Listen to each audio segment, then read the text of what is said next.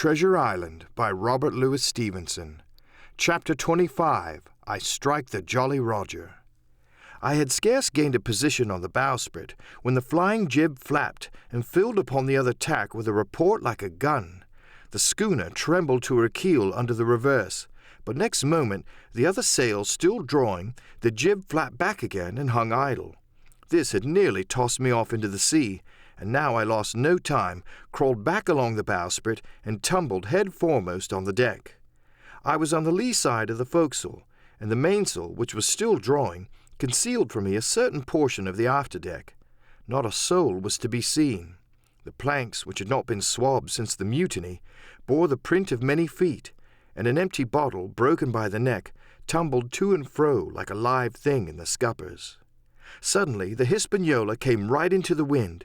The jibs behind me cracked aloud, the rudder slammed to, the whole ship gave a sickening heave and shudder, and at the same moment the main boom swung inboard, the sheet groaning in the blocks, and showed me the lee afterdeck. There were the two watchmen, sure enough. Redcap on his back, as stiff as a handspike, with his arms stretched out like those of a crucifix, and his teeth showing through his open lips.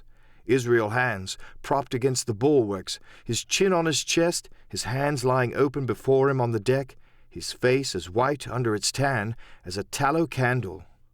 For a while the ship kept bucking and sidling like a vicious horse, the sails filling now on one deck, now on another, and the boom swinging to and fro till the mast groaned aloud under the strain. Now and again, too, there would come a cloud of light sprays over the bulwark, and a heavy blow of the ship's bows against the swell. So much heavier weather was made of it by this great-rigged ship than by my home-made lopsided coracle, now gone to the bottom of the sea. At every jump of the schooner, Redcap slipped to and fro, but, what was ghastly to behold, neither his attitude nor his fixed, teeth-disclosing grin was any way disturbed by this rough usage.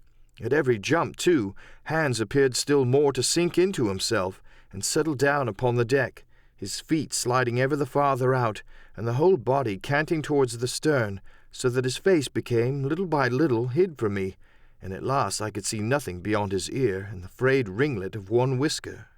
At the same time I observed, around both of them, splashes of dark blood upon the planks, and began to feel sure that they had killed each other in their drunken wrath. While I was thus looking and wondering, in a calm moment when the ship was still, Israel Hands turned partly round, and with a low moan writhed himself back to the position in which I had seen him first. The moan, which told of pain and deadly weakness, and the way in which his jaw hung open, went right to my heart. But when I remembered the talk I had overheard from the apple barrel, all pity left me. I walked aft until I reached the mainmast. "Come aboard, Mr. Hands," I said ironically.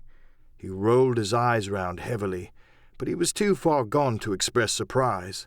All he could do was to utter one word. "Brandy."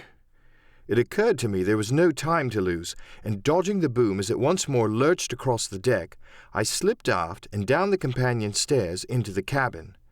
It was such a scene of confusion as you can hardly fancy. All the lockfast places had been broken open in quest of the chart. The floor was thick with mud, where ruffians had sat down to drink or consult after wading in the marshes round their camp. The bulkheads, all painted in clear white, and beaded round with gilt, bore a pattern of dirty hands. Dozens of empty bottles clinked together in corners to the rolling of the ship.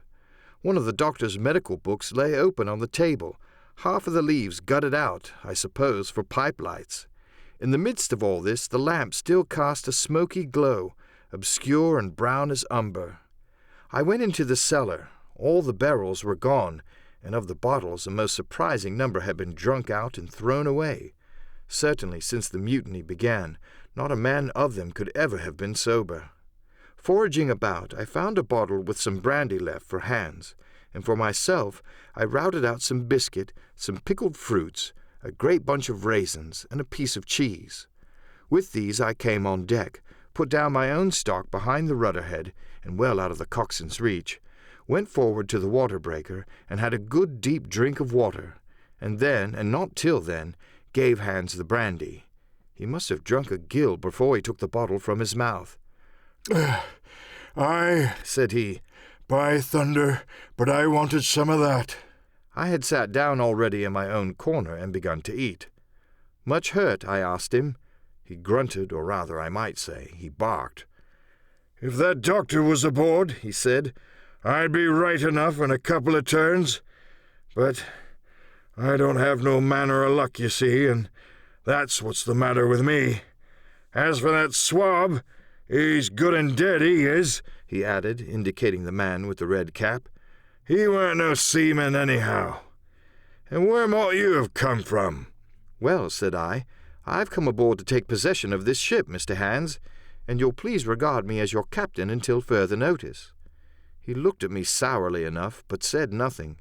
Some of the colour had come back into his cheeks, though he still looked very sick, and still continued to slip out and settle down as the ship banged about.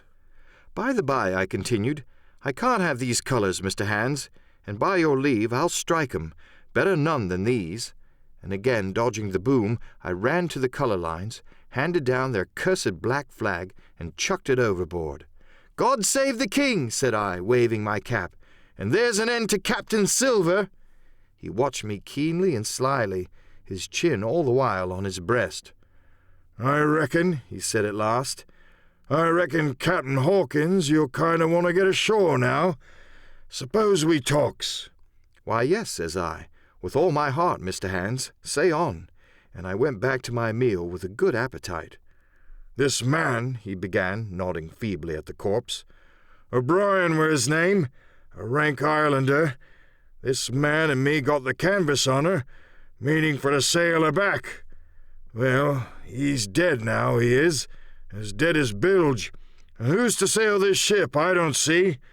Without I gives you a hint, you ain't that man as far as I can tell. Now look here, you gives me food and drink, and an old scarf or handkerchief to tie my wound up, you do, and I'll tell you how to sail her. And that's about square all round, I take it? I'll tell you one thing, says I, I'm not going back to Captain Kidd's anchorage. I mean to get into North Inlet and beach her quietly there. To be sure you did, he cried. Why, I ain't such an internal lubber after all. I can see, can I? I've tried my fling, I have, and I've lost, and it's you has the wind of me. North Inlet? Why, I haven't no choice, not I. I'd help you sail her up to Execution Dock, by thunder, so I would.